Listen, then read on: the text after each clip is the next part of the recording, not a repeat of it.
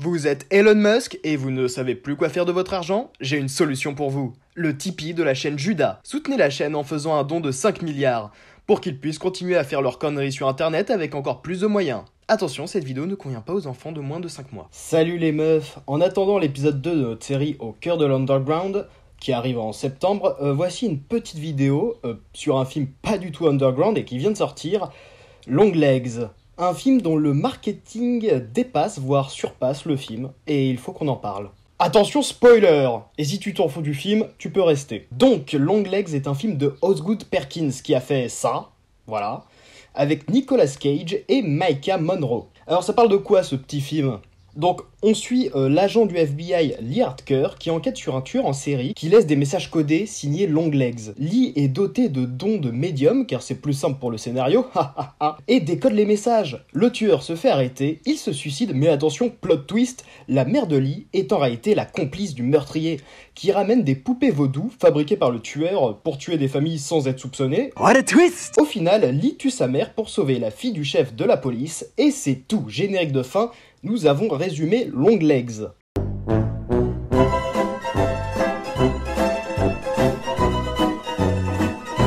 Alors, tu prends le film Zodiac de David Fincher, Le silence des agneaux et Sinister, dans un film ultra classique d'enquête qui n'arrive à aucun moment à installer une ambiance car tout va trop vite dans ce film, et voilà Longlegs, un film d'une banalité sans nom qui ne fait pas peur, qui ne met jamais mal à l'aise et où Nicolas Cage surjoue la folie tandis que le reste du casting sous-joue.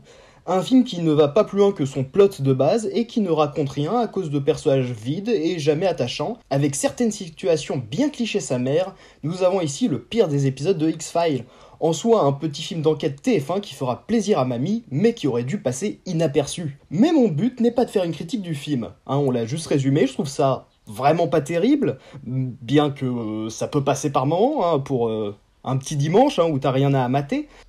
Pour ça, je vous laisse vous faire votre propre avis. Je suis sûr que le film plaira à plein de monde, vu son succès en salle et les bonnes notes qu'il reçoit, même de la presse, comme quoi il y a de tout pour faire un monde. Moi, je trouve ça pas bien. Mais je me pose plutôt des questions sur le succès du film.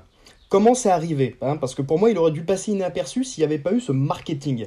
Car, du coup, cette œuvre a créé un véritable engouement, fabriquant un vrai petit phénomène sur la toile, tout ça dû à un marketing de génie. Et ce marketing, je l'ai vécu aussi en même temps que tout le monde.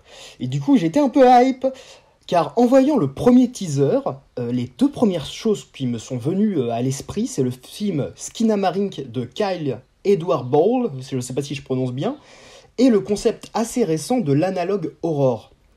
Et au final, rien de ça, on aurait pu au moins avoir un film d'enquête efficace, mais même pas, juste une histoire très classique, ce qui est encore plus que déceptif avec les promesses que nous a offert un marketing assez brillant et original du film. Je dirais même que la communication autour du film était plus intéressante que le film lui-même.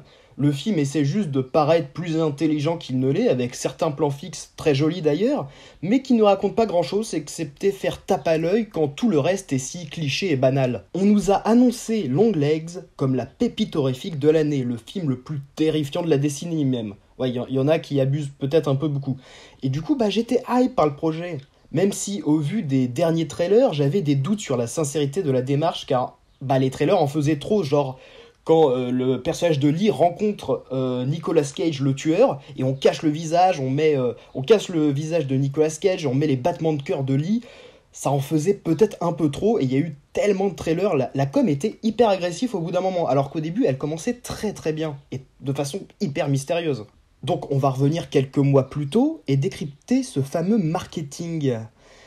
Le film est produit par Neon, le concurrent officiel de A24, produisant des films originaux de qualité, souvent soignés visuellement, avec des scénarios sympatoches. Ici, tout a été fait dans la publicité du film, commençant par 3 teasers énigmatiques, et pour le coup réellement terrifiants, ce que le film n'arrive pas à faire en fait. Chacune ayant un titre mystérieux, sans mentionner que c'est une bande-annonce pour un film, ce qui aura titillé fortement la curiosité de tout le monde. Les premiers trailers ne dévoilent rien, et même niveau synopsis, on était tous perdus. On a même cru au début que c'était Nicolas Cage, l'agent du FBI.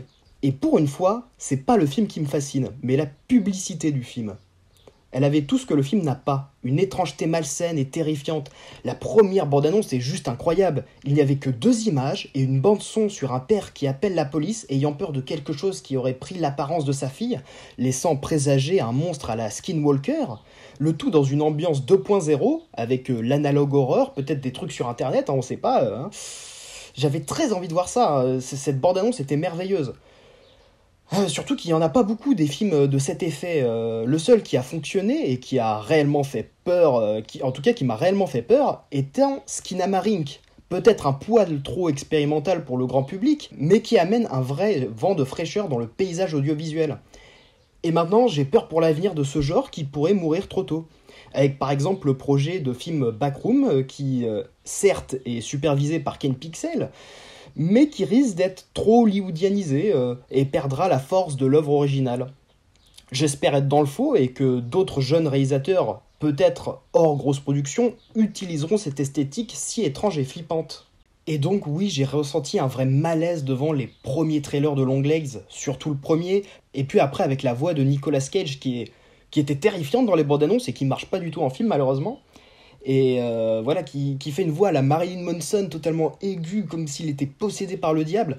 Et franchement, quand t'entends ça dans la bande-annonce, t'avais les frissons et tout. Ça laissait entendre que le film allait aussi aborder le côté folk horror à la Kill List, peut-être, dans une sorte de twist. Voilà, on commence avec enquête FBI, et puis ça se retourne à la fin et ça part en film de folk horror à la The Wicker Man. Et ça aussi, j'aurais adoré voir ça, malheureusement, c'est très déceptif. En plus, on montrait jamais vraiment le visage de Nicolas Cage dans les bandes annonces, et ça aussi, c'était plutôt malin. On laissait planer le doute sur qui il était, est-ce que c'est une entité démoniaque ou c'est juste un tueur. Bon, au final, dans le film, c'est juste un tueur qui vénère Satan, mais il y a pas vrai. Il y a un élément fantastique avec les poupées vaudou, mais c'est pas très appuyé. Et pareil, dans les autres bandes annonces, il y avait ces écriteaux hyper énigmatiques et qui au final sont là 10 minutes dans le film, c'est des messages codés, mais que l'enquêtrice décode hyper rapidement. Parce qu'elle a un super pouvoir de décodage, on nous explique pas comment, mais voilà, elle a trouvé la signification du truc que personne arrivait à saisir. Merci le scénario qui est hyper mal branlé. Oui, pour moi, le marketing surpasse le film parce qu'il a presque créé une œuvre à part entière et on pourrait même presque parler de publicité mensongère. Alors, j'irai pas jusque-là, mais les bandes annonces nous ont vendu du rêve et quelque chose de malsain, mais en même temps magnifique, avec des visuels hyper soignés. Et c'est tellement pas appuyé dans le film parce que tout va très vite. Et au final, il n'y a pas d'ambiance dans ce film.